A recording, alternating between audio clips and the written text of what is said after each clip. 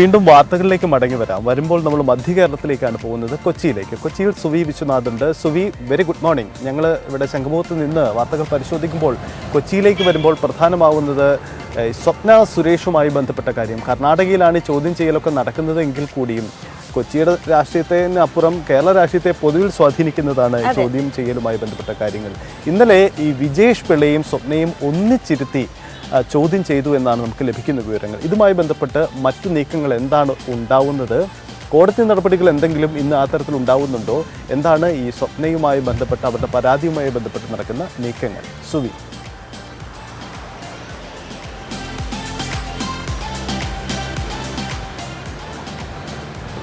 Good morning Sajith, good morning Arya.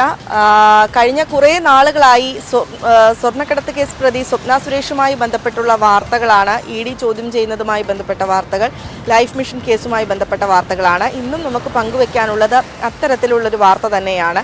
സ്വർണ്ണക്കടത്ത് case ഒത്തുതീർപ്പാക്കാൻ Vijesh Pillai എന്ന് പറയുന്ന ഒരു ബിസിനസ് പ്രമാണി തന്നെ ബന്ധപ്പെട്ടു എന്നാണ് സ്വപ്ന സുരേഷിൻ്റെ പരാതി.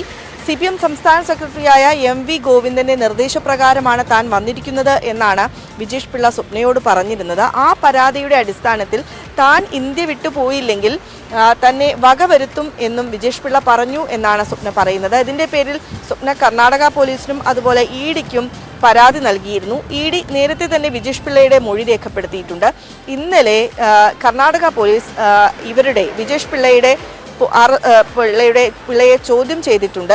മഹാദേവപുരം പോലീസ് സ്റ്റേഷനിൽ വിളിച്ചു വരുത്തിയാണ് വിജേഷ് പിള്ളയുടെ ചോദ്യം ചെയ്യൽ നടന്നത്. ഇന്നലെ രാവിലെ 11 മണിക്ക് എത്തിയ വിജേഷ് പിള്ളയോട് വൈകുന്നേരം വരെ ചോദ്യം ചെയ്യൽ ഉണ്ടായിരുന്നു എന്നാണ് മനസ്സിലാക്കാൻ കഴിയുന്നത്. വൈകിട്ടത്തോടുകൂടി സ്വപ്ന സുരേഷിനെയും വിളിച്ചു വരുത്തിയിരുന്നു. ഇരുവരെയും ഒരുമിച്ചിരുത്തിയും ചോദ്യം ചെയ്തിട്ടുണ്ട് എന്നാണ് അറിയുന്നത്.